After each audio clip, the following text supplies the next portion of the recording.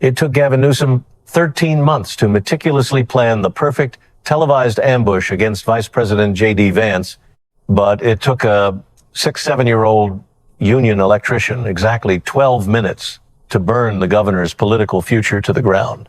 Conceived as the ultimate political masterstroke to publicly humiliate a rival, the ambush spectacularly backfired. 3 hours later, the audience walked out the doors, carrying the shattered remnants of Newsom's political base in their calloused hands. The stage for this unprecedented collision was set inside the sprawling Bakersfield Convention Center, a utilitarian structure built in 1962 for agricultural gatherings, which was currently 3/4 full of working-class citizens desperate for answers. At precisely 7:43 p.m., the Vice President of the United States, 41-year-old James David Vance, sat completely unbothered on a simple wooden stool at the very edge of the stage. He possessed no podium to hide behind and no teleprompter to read from. His only tools were a single microphone gripped loosely in his right hand and a modest glass of water resting on an adjacent table. His attire, a navy polo shirt devoid of a tie, faded blue jeans, and scuffed brown leather boots that had clearly survived 4 harsh Cincinnati winters, spoke of a man entirely comfortable in his own skin, anchored by the single, small eagle, globe, and anchor pin of the United States Marine Corps resting quietly on his left chest. Directly across from him in the second row stood Robert Marquez, a 67-year-old man whose weathered face told the story of 41 years of relentless labor as a electrician with the International Brotherhood of Electrical Workers, Local 428. Wearing a plaid work shirt tucked tightly into his Wrangler jeans, with his worn union hat resting on the empty chair beside him, Marquez projected a raw, unpolished sincerity. He had driven 92 long miles from Delano, spending 6 agonizing weeks on a waiting list just to ask a vital question about his skyrocketing electric bill. His voice, trembling slightly with genuine frustration, echoed through the cavernous hall as he explained that his utility costs had surged by an astonishing 43% in merely 3 years, that his hard-earned union pension remained stagnant, and that his beloved grandchildren were actively packing up to flee to Texas simply because the dream of owning a starter home in California had entirely evaporated. He explicitly stated with firm, unbroken gaze that he was not seeking empty political sympathy, but rather demanding to know exactly what the federal government intended to do about his family's suffocating reality. Vance, leaning forward with his eyes locked intently on the older man's face, began to answer not with evasive, rehearsed political jargon, but with granular, deeply specific policy details. The vice president calmly cited the sobering data from the Southern Methodist University Energy Economics Study released the previous spring, navigated the complex legislative nuances of the Federal Grid Modernization Act, and precisely dissected the suffocating regulatory hurdles imposed by the California Public Utilities Commission. The room was entirely captivated by this rare display of substantive dialogue, completely unaware that the heavy side door closest to the loading dock was about to swing wide open, fundamentally altering the trajectory of modern American history. Through that heavy door walked Gavin Newsom, the 57-year-old governor of California, stepping into the warm glow of the broadcast, lighting like an actor hitting his meticulously taped marks. He was impeccably draped in a tailored Bione navy suit, a pearl white dress shirt, and a specific shade of blue tie that his high-priced media consultant in Sacramento had carefully selected 3 days prior, after rigorously testing 4 distinct alternatives against the harsh color temperature of television lighting. His hair was, as always, an immovable helmet of perfection. Trailing closely behind him was his sprawling entourage, 4 anxious staffers, 2 aggressive camera operators hoisting massive handheld professional rigs, and a frantic senior communications aide actively coordinating with the network control room in Atlanta, knowing that the live CNN cut-in was scheduled to broadcast this ambush to the nation in exactly 90 seconds. Newsom did not pause in the shadows. He confidently marched straight down the center aisle, his eyes fixed intensely on the seated vice president. The audience immediately turned in their seats, a chaotic ripple of confusion washing over the room.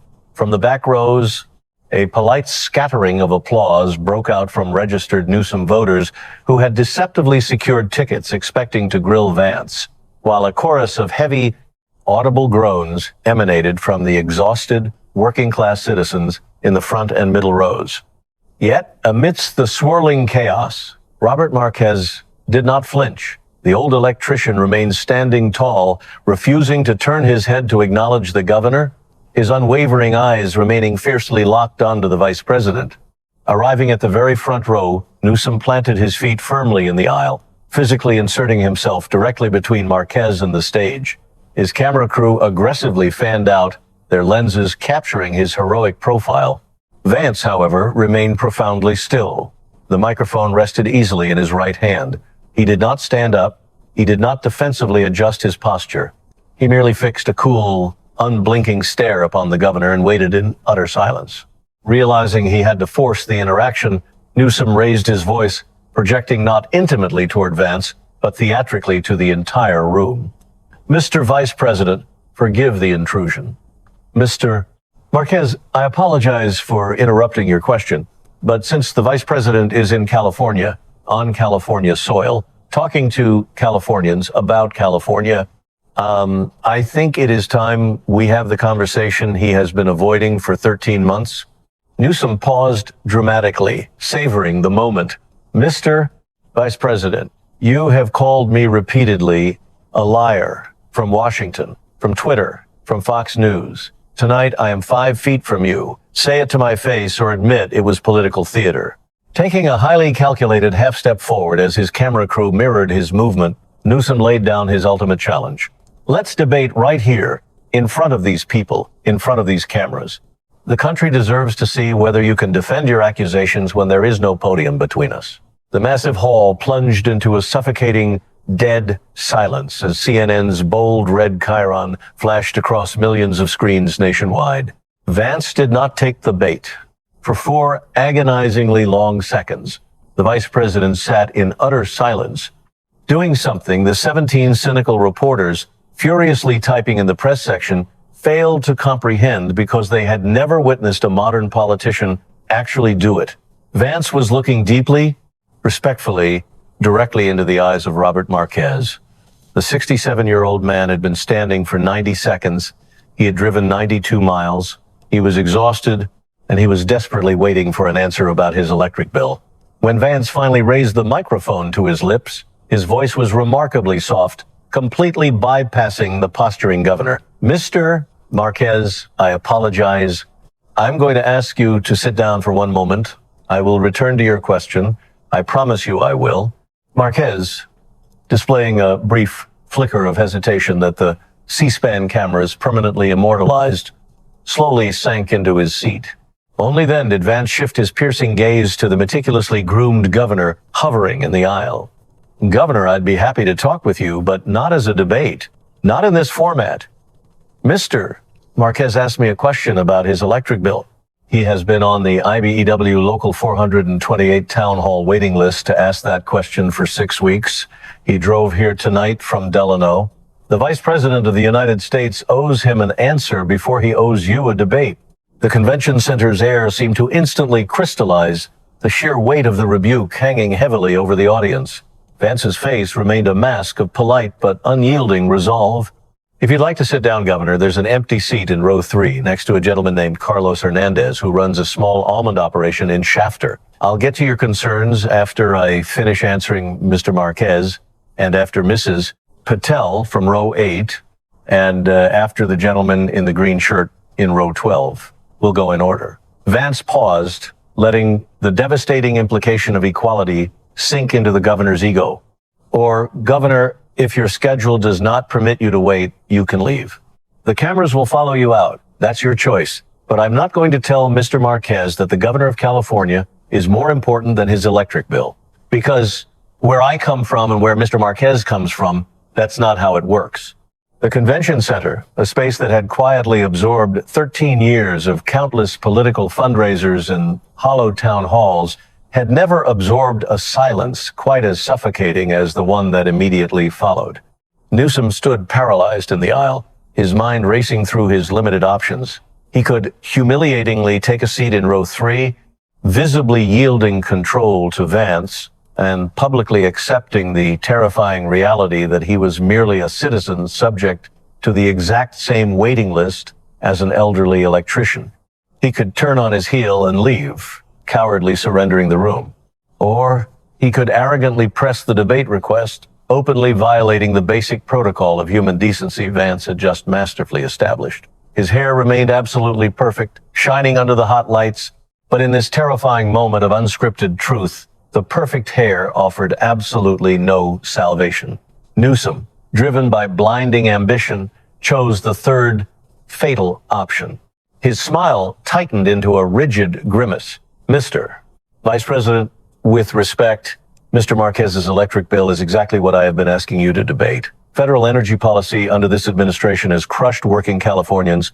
I am offering you the chance to defend that record in front of Mr. Marquez himself. Why are you afraid to take that offer? It was a remarkably strong rhetorical recovery, so polished that two nervous Democratic senators watching the muted feed in a Sacramento hotel bar frantically texted each other, celebrating that he had stuck the landing. But Vance, refusing to escalate the volume, remained firmly anchored to his stool. Governor, I'm not afraid. I'm just doing my job. Mr. Marquez, please stand. I owe you an answer. Slowly, with the heavy dignity of a lifetime of labor, Robert Marquez stood back up. Vance completely ignored the glowing camera lenses and the seething governor, addressing the electrician with a deeply intimate, unwavering focus. Mr. Marquez, the 43% increase you described in your electric bill, that's real. I have the data. California's residential electricity rates have grown faster than any other state in the union for 7 consecutive years. There are 3 reasons. Vance's voice grew authoritative, systematically dismantling the political spin with cold, hard facts. First, California's grid is structurally rigged to aggressively subsidize wind and solar generation mandates that cost ratepayers exponentially more than they save. Second, your state's energy regulator, the California Public Utilities Commission, whose commissioners are exclusively appointed by the governor currently standing in this aisle, happily approved 14 massive rate increases in just the last 4 years. Third, California holds the tragic distinction of being the only state in the entire country that has simultaneously raised retail electricity rates by 43% while devastatingly reducing industrial production by 31% in the exact same period. Vance let the horrifying numbers hang in the air for a second as Marquez nodded slowly, absorbing the brutal truth. What is the federal government going to do? 2 things. We are aggressively restoring federal lease authority for energy production on federal lands right here in California. There are 17 million acres currently locked away under bureaucratic restriction. That is going to fundamentally change. And we are currently negotiating a ruthless federal preemption framework for grid interconnection that would legally override these disastrous state-level regulatory barriers to nuclear and natural gas generation, whether the governor cooperates or not. Vance's eyes briefly hardened as he gently tapped the small pin on his chest. The pin on my chest is the Marine Corps. I served on a gritty logistics team in the dusty heat of Iraq.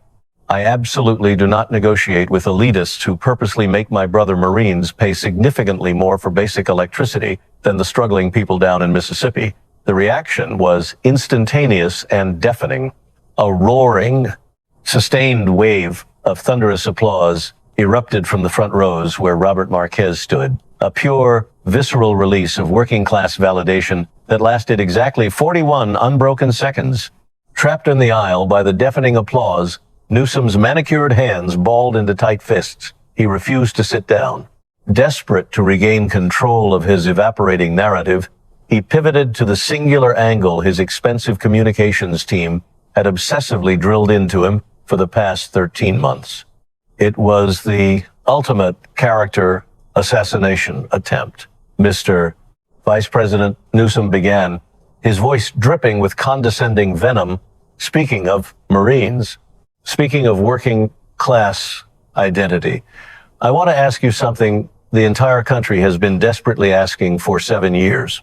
Your best-selling book, Hillbilly Elegy, has been widely described by serious academic scholars and by actual working-class Americans themselves as a cheap performance a costume, a fake book about poverty written by a man who, despite a difficult childhood, was comfortably raised in a middle-class household in suburban Ohio, attended the elite Yale Law School on a lavish scholarship, and now lives in a breathtaking $4 million mansion in Cincinnati with a Yale graduate wife who proudly clerked for the Chief Justice of the United States. Newsom paused, his chest heaving slightly, relishing the rehearsed cruelty of his own words. Mr. Vice President, you arrogantly speak in this room as if you have intimately lived Mr. Marquez's exhausting life. But Mr. Marquez has been a rugged electrician, breaking his back for 41 years. You spent a mere 4 years in the Marines, comfortably sitting at a desk as a public affairs officer, a journalist, not a combat soldier bleeding in the sand. You spent 2 lucrative years at a massive corporate law firm in Washington. You spent 8 highly profitable years in the shadowy world of venture capital, faithfully working for Peter Thiel, an eccentric billionaire who built his massive fortune on dystopian surveillance technology. You are absolutely not Mr. Marquez. You are a highly polished, Yale-trained venture capitalist who merely plays a hillbilly on television. It was undeniably the most vicious, carefully crafted attack of Gavin Newsom's entire political career.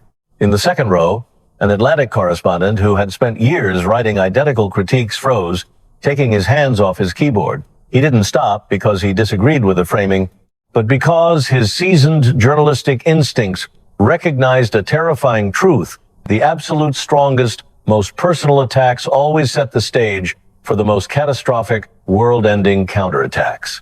He watched, breathless, as Vance finally stood up from his stool. The vice president did not yell. He did not point a trembling finger. He walked 3 slow, deliberate steps forward, sitting down casually on the very edge of the stage, his booted feet dangling over the side with the approachable ease of a high school teacher addressing a small, intimate classroom. He gently set the microphone down on the stage beside his thigh. He entirely ignored the fuming governor. Instead, his eyes sought out row 8, landing softly on a visibly exhausted woman sitting in a soot-stained CAL FIRE uniform beside her anxious teenage daughter. 20 minutes prior to the ambush, this mother had nervously asked if her little girl might ever be eligible for a federal scholarship to study fire science. Governor Vance's voice floated through the cavernous space without any need for electronic amplification, the raw acoustics carrying his solemn tone. I want to answer that specific question incredibly carefully, because Mr. Marquez deserves a deeply careful answer. And the brave woman in row 8, whose beautiful daughter dreams of going to college, fundamentally deserves a careful answer. And the hardworking people watching this feed online, the exhausted union electricians up in Sacramento, the sleep-deprived truck drivers hauling freight through Stockton, the sweat-soaked welders down in Long Beach, they all deserve a careful, honest answer.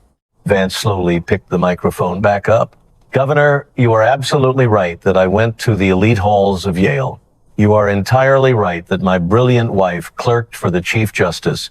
You are right that I proudly work for Peter Thiel. You are right that I do not currently spend my days installing heavy electrical conduit for 41 years to put food on my table.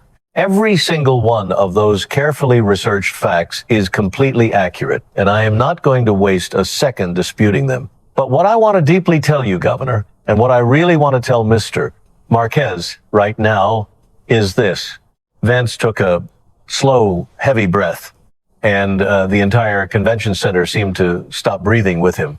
My tough, resilient grandmother worked the brutal, blistering assembly line at Armco Steel in Middletown, Ohio, for 33 backbreaking years.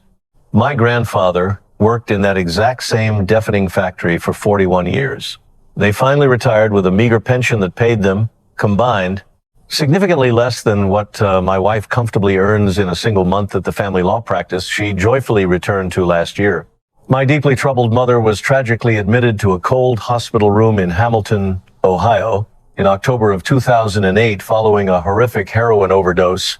That hospital cruelly discharged her and sent her out into the freezing night just 11 hours later, simply because her mounting medical bill was projected to hit $16,000, and she did not possess a shred of health insurance. I frantically drove down from Columbus that dark night, where I was a struggling undergraduate at Ohio State, just to bring her broken body home. She was only 51 years old. She weighed a skeletal 94 pounds. Vance paused, his jaw tight, his eyes burning with a haunting, unspoken trauma as he looked directly into the soul of Robert Marquez. Governor, the standard drive from Columbus to Hamilton is exactly 1 hour and 47 minutes.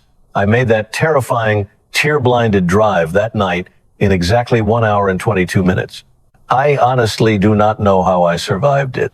I have made that exact same drive countless times since, and I have never, ever made it that dangerously fast again. I tell you this agonizing story not because it is beautifully unique. I tell you this specifically because it is violently not unique. There are dozens of people sitting in this very room tonight who have made that exact same terrified midnight drive. Maybe not from Columbus to Hamilton. Maybe they drove from Visalia to Bakersfield, or from Lancaster down to Mojave, or from Delano over to Fresno. The tragic destination constantly changes, but the desperation of that drive never, ever does. Vance let the silence stretch, forcing the elite politicians and media figures to sit in the uncomfortable reality of the American working class. Then, his voice grew infinitely colder, turning like a physical weapon toward Newsom. Governor, I did go to Yale. That is an undeniable truth. But I will proudly tell you exactly who paid the bill for it. I paid for my very first year using the GI Bill. The GI Bill exists, Governor, simply because young Marines, exactly like me, willingly serve and bleed in dangerous countries, exactly like Iraq. The second grueling year, I paid for entirely through academic scholarships I ruthlessly earned through sleepless nights. The third exhausting year, I paid for by working a menial job at the law school cafeteria for 40 punishing hours a week, slinging food while simultaneously attending classes that the governor of California has quite accurately called among the most academically terrifying in the United States. For the absolute first time all evening, Vance turned his head and locked his piercing eyes directly onto Gavin Newsom's perfectly manicured face. Governor, you went to the idyllic Santa Clara University. You attended the prestigious Redwood Christian schools. Your wealthy father, William Newsom, was a powerful federal appellate judge, comfortably appointed by Jerry Brown himself. You quite literally inherited a luxury winery. The extravagant Plumpjack Winery in the sun-drenched Napa Valley, which your wealthy family fully owns, was legally sold to you by your father when you were a mere 25 years old. You were literally handed a golden winery, Governor. At the age of 25, Vance held up a hand, stopping any potential interruption. I absolutely do not say this to maliciously attack your immense wealth. I do not begrudge your family their fortunes. They presumably work for what they have, and I fundamentally respect that. But what I say to you is this. You have the sheer audacity to stand in this room, directly in front of Mr. Marquez, directly in front of the exhausted mother in row 8, whose brilliant daughter desperately wants to go to college, directly in front of the bleeding heart of working California, and you loudly accuse me of faking a working class identity? Governor, I didn't perform it. I brutally lived it. You blindly inherited yours. I would ask you to look Mr. Marquez in the eye and tell him which one of us, honestly, has more in common with his daily struggles. But I firmly believe Mr. Marquez is more than capable of answering that profound question entirely for himself. The Bakersfield Convention Center did not erupt into cheers. It didn't devolve into raucous applause. Instead, it did something infinitely more powerful and nearly impossible to adequately describe in mere print. The massive room simply absorbed the profound truth of the moment. In row 8, the exhausted mother in the CAL FIRE uniform was openly, quietly weeping, tears cutting clean tracks through the faint soot on her cheeks as her teenage daughter fiercely gripped her hand. The weeping was soft, but the C-SPAN audio engineer would clearly capture the mother's choked whisper to her child. He told the truth. Desperate, reeling, and visually shaken, Newsom frantically searched for a counterattack, attempting to drag the visceral, emotional bloodbath back into the sterile realm of policy spreadsheets. Mr. Vice President, his voice was noticeably higher, tighter. The biographical comparison is entirely irrelevant. the fundamental question is policy. The question is exactly what each of us would structurally do for Mr. Marquez. And on actual policy, Mr. Vice President, your cruel administration has aggressively cut federal energy assistance to the state of California by a staggering 44% in just 9 months. You can theatrically perform your working class authenticity all evening long, but the cold, hard numbers absolutely do not care. But Vance was entirely unbothered. He slowly stood up from the stage's edge, walked directly to the very front, and addressed Newsom completely without electronic amplification. Governor, you are absolutely right. The biography is fundamentally not the policy. So let me utterly dismantle your argument on the policy itself. The 44% cut you so confidently reference is specifically to the federal low-income home energy assistance program known as LIHEAP. That supposed cut was actually a strategic reallocation, absolutely not an elimination. Those exact funds were directly redirected to the massive federal energy production initiative that I just extensively outlined to Mr. Marquez 5 minutes ago.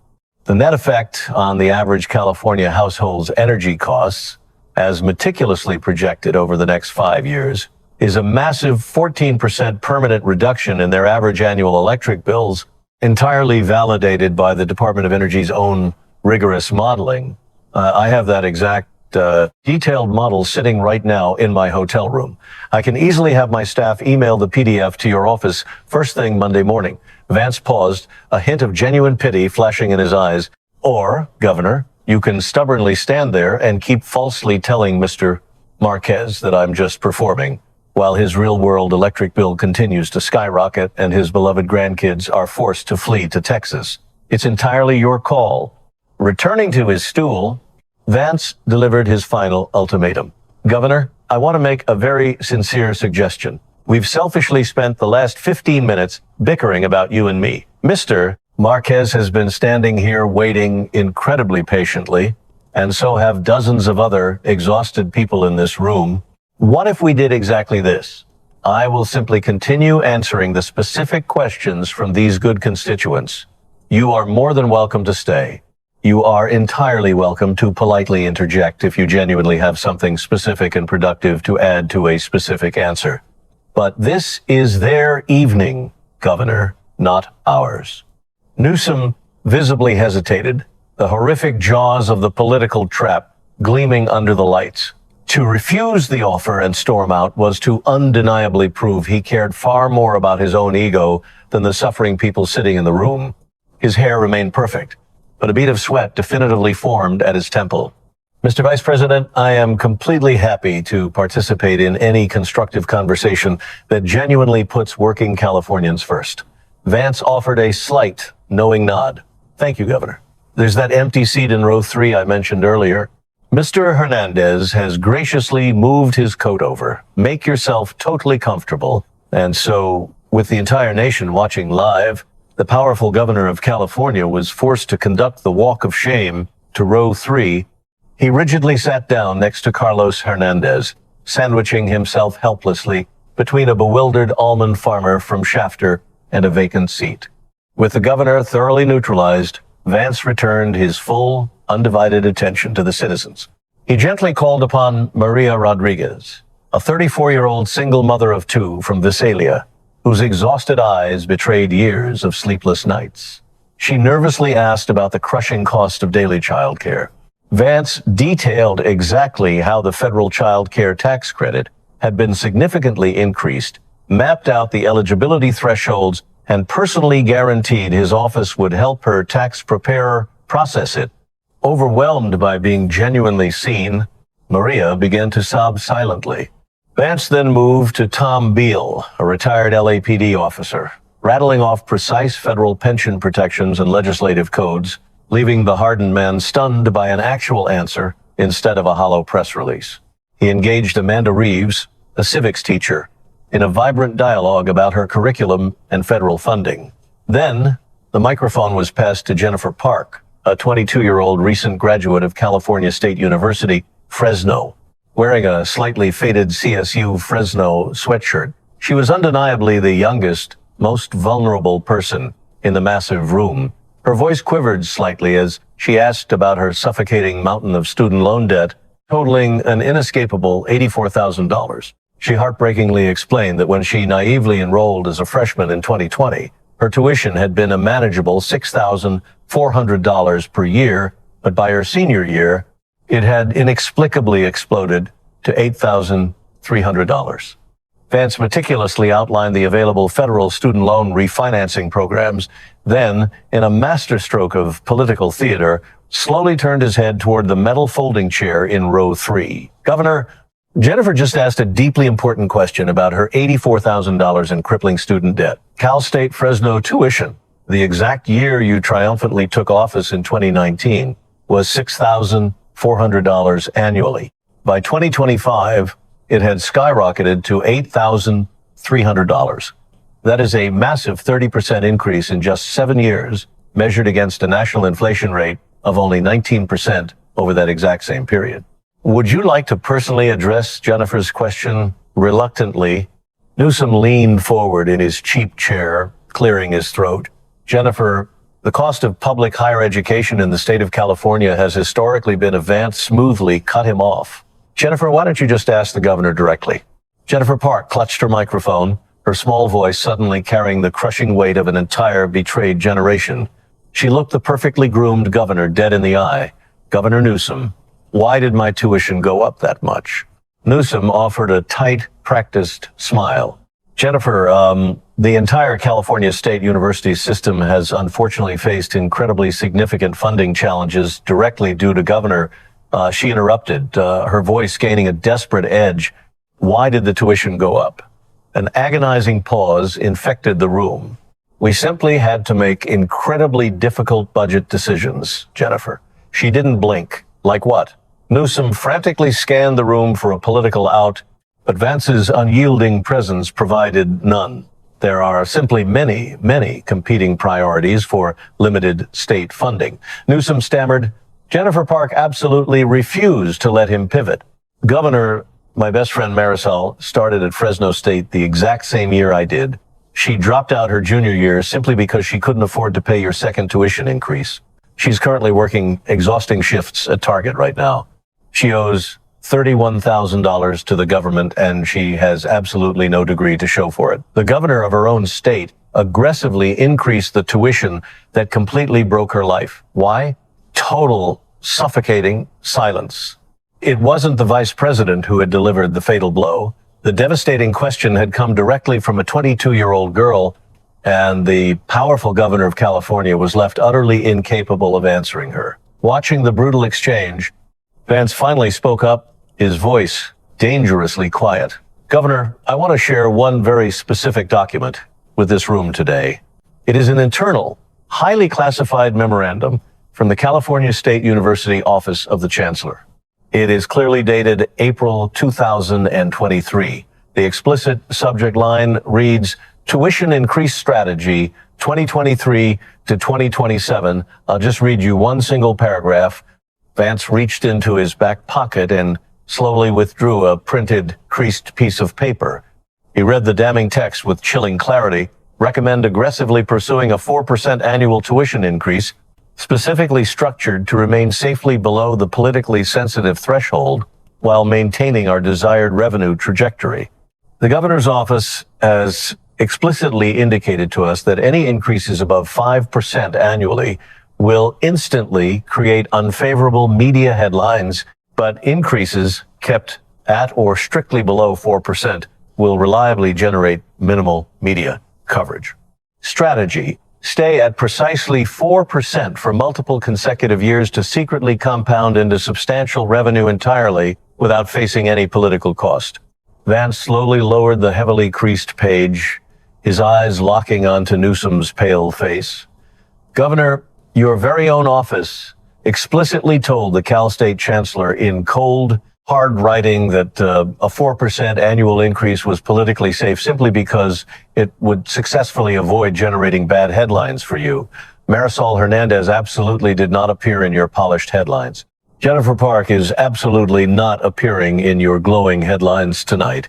But Marisol is trapped working at Target And Jennifer is standing right here demanding an answer. Newsom remained violently silent. The young teenage girl in row 8, the daughter of the weeping firefighter, slowly reached across the empty folding chair and tenderly grabbed Jennifer Park's trembling hand. The CNN pool camera immediately snapped onto the deeply human gesture, capturing what would quickly become an iconic image of political betrayal and working-class solidarity. Gavin Newsom was 57 years old. He had been a celebrated mayor, a powerful lieutenant governor, and the untouchable governor for nearly 7 years. He was widely considered to be one of the top 3 inevitable nominees for the 2028 presidential race. Yet in this blistering room, the audience stared solely at a 22-year-old girl who had asked a simple, heartbreaking question that the golden boy of California politics was too cowardly to answer. The grueling town hall continued for another agonizing 40 minutes. Vance meticulously, respectfully answered every single subsequent question from 12 more exhausted constituents, never once referring to the sitting governor again. Exactly after the 8th question, Newsom finally stood up. He moved with a highly particular, rigid stillness that the cynical political reporters instantly recognized as the pathetic stillness of a proud man desperately trying not to attract any further attention to his own humiliating retreat. He leaned over, whispered frantically to his senior staffer, and then abruptly turned and briskly exited through the exact same heavy side door he had grandly entered through just 43 minutes prior. His panicked camera crew scurried after him, forced to compose a tight, pathetic shot of the defeated governor's back as the heavy metal door swung shut. Crucially, the audience absolutely did not walk out with him. They stayed entirely captivated by the substance on stage. The unblinking cameras of every major network obsessively captured the glaring reality of the empty metal folding chair sitting in row 3. For the next 40 minutes, that cheap, vacant seat, briefly occupied by the most powerful man in the state, became a silent, damning character in the visual grammar of the live broadcast. The final citizens, Vance called upon a weathered viticulturist, a retired Navy radar operator, a tough cattle rancher, and a Korean-American convenience store owner, each received remarkably specific, deeply empathetic answers. Catherine Boone, a 68-year-old cattle rancher whose great-grandfather had proudly filed their original homestead claim, gripped her microphone tightly and declared before sitting down, "Mr. Vice President, I have asked tough questions of every single governor and senator who has bothered to come through Tehachapi since 1976. You are the very first one who actually answered the question I asked. I want you to deeply know that. Thank you." The thunderous applause that followed her statement was undeniably the loudest and longest of the entire evening. When Vance finally concluded the event, he slowly stood up from his stool. "Folks, I'm going to wrap up tonight. Thank you from the bottom of my heart for coming. I deeply know you came here for real answers. I truly hope I gave you some of them." He turned his gaze directly toward the coat-covered empty seat in row 3. Every single camera lens in the room immediately followed his eyes, lingering on that devastatingly empty chair for 4 full, agonizing seconds. Governor Newsom showed up here tonight. He certainly didn't have to do that. He is the democratically elected governor of California, and he has absolutely every constitutional right to demand tough answers from a federal official standing on California soil. But I want to explicitly tell all of you exactly why I responded to him the way that I did. I responded that way because when I was an 18-year-old kid and I first joined the Marine Corps, my tough drill instructor looked me in the eye and told me something I have absolutely never forgotten. He said, "You will be tested. You will be severely tested in places you don't expect by powerful people who hold rank over you. The true test is absolutely not whether you can violently win the fight. The true test is whether you can remember exactly why you are even there in the first place." Vance paused, his eyes sweeping across the exhausted, hopeful faces in the crowd. "Folks, I came here tonight simply because Mr. Marquez had a desperate question about his electric bill. The governor came here tonight simply because he had a desperate question about me. I tried very hard to remember exactly why I was here. The answer is sitting right here in this room. It is absolutely not sitting in row 3. It is sitting in every single other row." He gently placed the microphone down, stepping directly down off the stage, walking straight into the massive crowd to shake calloused hands and listen to the desperate people who just needed to say one more thing. Robert Marquez was patiently waiting right at the front row. The CNN pool camera, legally obligated by strict network protocol to keep recording until the primary principal officially departed the premises, was still silently rolling, capturing the crystal clear audio. It was exactly 11:47 p.m. The cavernous Bakersfield Convention Center, which had loudly held 2,400 passionate people 3 hours earlier, now held a mere 12 lingering souls. The Vice President of the United States and Robert Marquez stood intimately close near the front row, having engaged in a deep, private conversation for 15 unbroken minutes about his grandchildren and the struggles of the Igbo apprenticeship program. Mr. Vice President Marquez finally said, his voice thick with unshed emotion, "I want to say one very important thing to you before you leave tonight." Marquez took a deep breath. "I proudly voted for Hillary Clinton. I proudly voted for Joe Biden. I voted for Gavin Newsom both times he ran for this state. I have been a loyal, card-carrying Democrat since the exact day I joined the IBEW in 1984. My hard-working father was a Democrat. My father's father was a Democrat. My father's father came across the border from Mexico in 1923 with absolutely nothing, and the very first official card he ever signed in his life was for the Roosevelt campaign in 1932. My family has loyally voted Democrat for 94 straight years." Marquez paused, his trembling hand slowly reaching up to remove his faded Union hat, gripping the worn brim tightly in front of his chest. "Tonight, the governor of my state walked into my town hall. He absolutely did not come here to listen to my problems. He came here to pick a fight with you. And when he was standing right here, he arrogantly told you that you couldn't possibly understand my difficult life.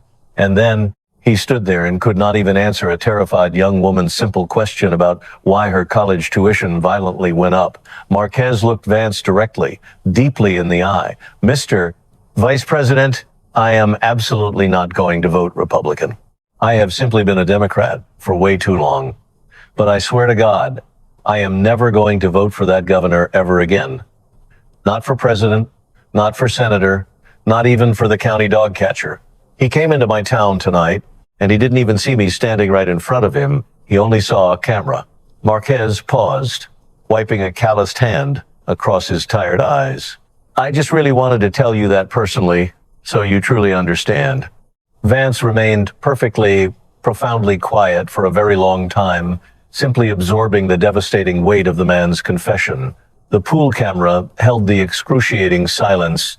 When Vance finally answered, his voice was thick with genuine respect. "Mr. Marquez, thank you for telling me that.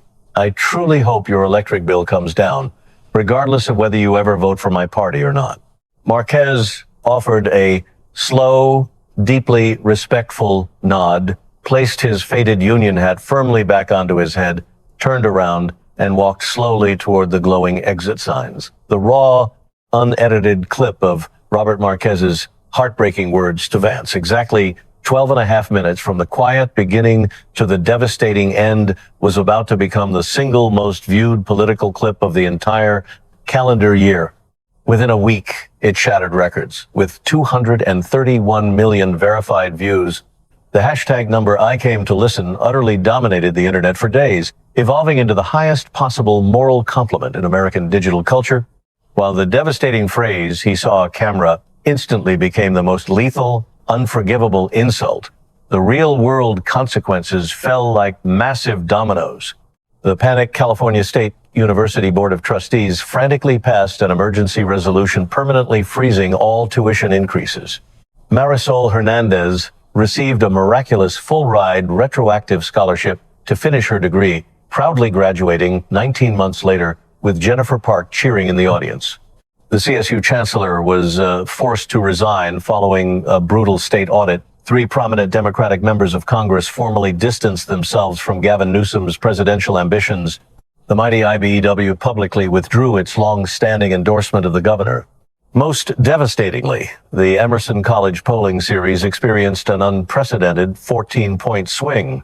leaving a devastated Newsom languishing in the dust. By the end of 2027, Newsom delivered a somber address, officially announcing he would not seek another term, his presidential dreams entirely dead in the water.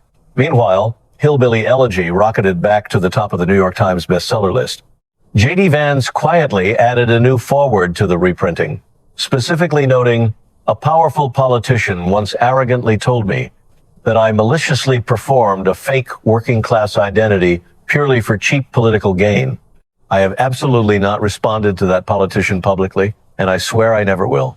But I desperately want to say one deeply important thing to anyone reading this book right now who has ever been cruelly told by the elites that their painful roots are somehow not authentic enough. Your roots are entirely yours. They are the bloody, rich soil you violently grew from. And absolutely no person on this earth can ever claim them as their own or rip them away from you. 4 years after the historic town hall that changed the nation, Robert Marquez finally retired from his beloved IBEW, Local 428, after an astonishing 45 years of backbreaking service. At his boisterous retirement dinner, the old electrician proudly stood up and read a quiet, 3-line handwritten letter he had just received in the mail from the Vice President of the United States. It simply read, "Dear Mr. Marquez, you loyally voted for the other side your entire hard-working life. You still bravely spoke the absolute truth to me anyway. That is the exact America I proudly serve. Will these massive, seismic shifts in the political landscape permanently trigger an entirely new, unscripted era for ignored working-class voters across the nation? And exactly what hidden, explosive secrets will the upcoming chaotic elections finally reveal to the public? Make sure you smash that subscribe button and violently ring the notification bell right now, so you absolutely do not miss the shocking, undeniable truth we are actively uncovering in our very next video.